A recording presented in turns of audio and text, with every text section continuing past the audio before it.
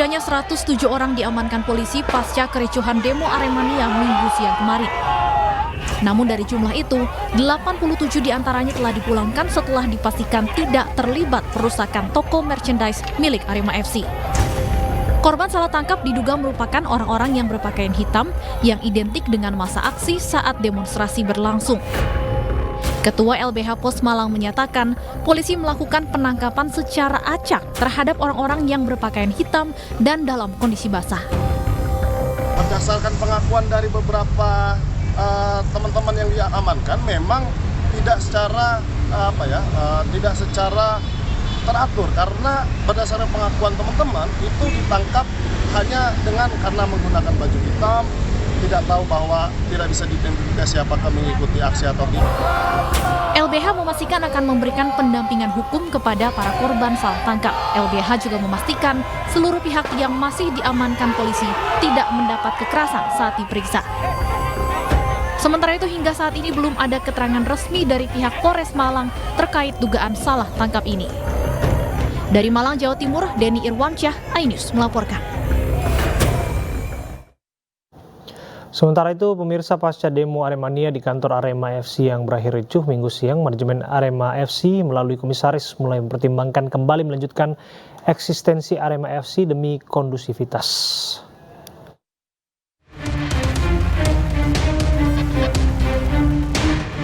Beginilah kondisi kantor Arema dan kantor Arema Store pasca demo ricuh Minggu siang kemarin.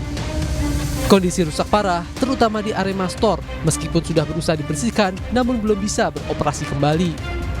Aktivitas di kantor Arema pun belum nampak sama sekali.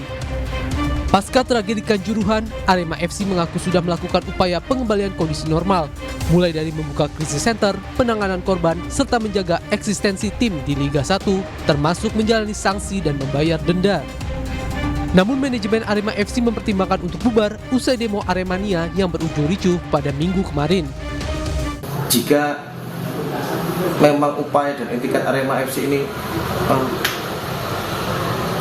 kurang dianggap memenuhi keinginan banyak pihak, mungkin serta justru membuat tidak kondusif, mungkin kami sebagai direksi dan manajemen akan mempertimbangkan keeksistensian klub ini. Keputusan untuk bubar ini mulai dipikirkan setelah adanya berbagai kejadian yang menimpa Arema FC pasca tragedi Kanjuruhan 1 Oktober 2022 lalu.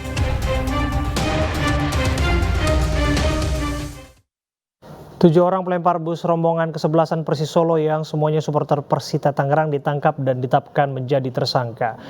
Dan dari insiden tersebut polisi kini mempertimbangkan kembali perizinan pertandingan kandang Persita di Stadion Indomilk Arena Tangerang Selatan.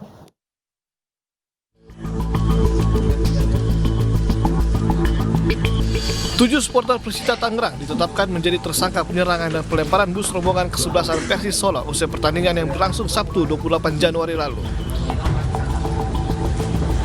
Para tersangka mengaku aksi mereka sebagai balas dendam lantaran pada pertandingan pertama di Solo, Jawa Tengah, mereka menjadi korban supporter tuan rumah yang gelar sweeping.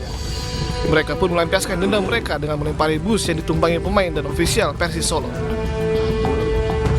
Lakukan pengembangan, tidak menutup kemungkinan akan ada pertambahan atau bertambahnya tersangka, karena sampai saat ini tim kita masih melakukan pengejaran terhadap beberapa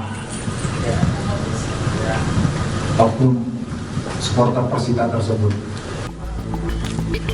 Dari 7 tersangka ini, polisi menyita barang bukti diantaranya pakaian para tersangka, batu, kartu tanda anggota supporter Persita, serta sepeda motor.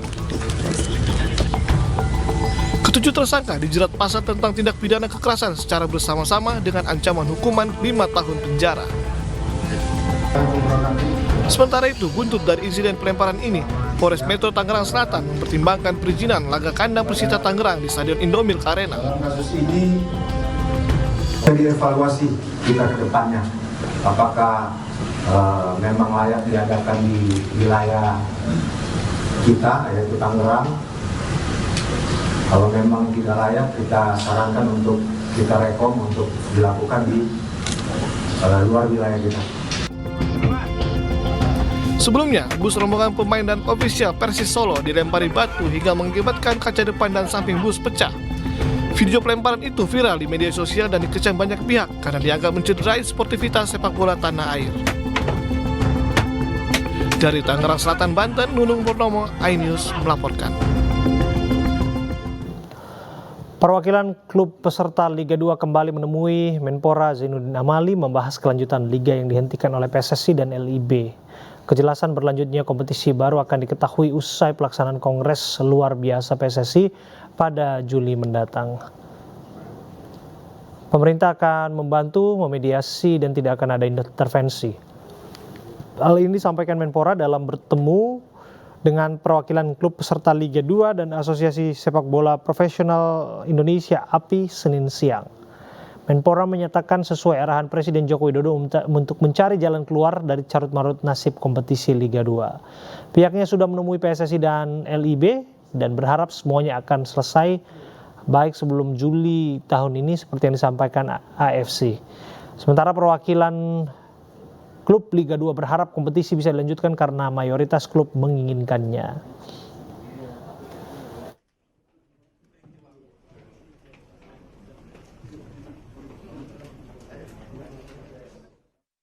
Secara garis besar disimpulkan bahwa sampai dengan sebelum pelaksanaan KLB, nampaknya kompetisi ini belum bisa jalan. Nah, itu dilihat dari sikap yang disampaikan oleh LIB dan PSSI. Tadi Pak Yan dan teman-teman menyampaikan harapan besar dititipkan pada pemerintah, karena kan pemerintah pasti akan bisa berkomunikasi dengan siapapun yang menjadi pengurus. Jadi ini menjadi poin penting yang saya catat karena mereka sampaikan resmi kepada kami. Saya akan menyampaikan kepada pengurus dan saya akan melaporkan juga Pak. Pemirsa, peduli kepada masyarakat kecil terus ditunjukkan oleh MNC Peduli. Kali ini MNC Peduli memberikan bantuan kepada para nelayan yang berada di Kampung Paljaya, Desa Segarajaya, Kecamatan Tarumajaya, Kabupaten Bekasi, Jawa Barat.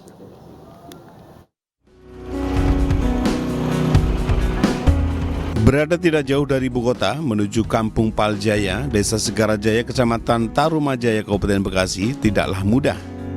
Menggunakan perahu, tim MNC Peduli menyusuri lautan untuk sampai di kampung ini. Medan yang cukup berat tak menghilangkan semangat berbagi kepada para nelayan. Puluhan paket sembako dibagikan menggunakan perahu untuk menggapai rumah-rumah warga yang dikelilingi hutan mangrove.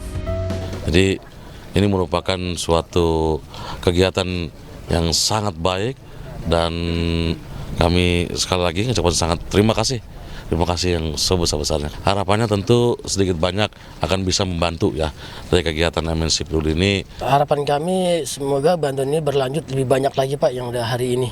Karena nelayan kami sangat membutuhkan dalam kondisi dalam cuaca ini Pak yang kurang memadai atau pemasukan hasil dari tangkap nelayan kami. MNC Peduli akan terus memberikan bantuan kepada masyarakat yang membutuhkan untuk meringankan beban mereka di tengah himpitan ekonomi. Ya, kami dari MNC Peduli menyadari bahwa memang kebutuhan pokok itu paling mendasar ya, terutama untuk masyarakat prasejahtera yang rentan, yang marginal. Jadi kami dari MNC Peduli ingin tentunya memberikan kebutuhan-kebutuhan yang menjadi kebutuhan paling mendasar masyarakat. MNC Peduli berkomitmen untuk terus membantu sesama dengan berbagai programnya yang bermanfaat bagi masyarakat. Dari Kabupaten Bekasi, Putu Bagus, Damar Wicaksono, iNews melaporkan. Banjir lahar hujan Gunung Semeru kembali menerjang daerah aliran Sungai Regoyo di Lumajang, Jawa Timur. Informasi lengkapnya kami hadirkan untuk Anda saat lagi.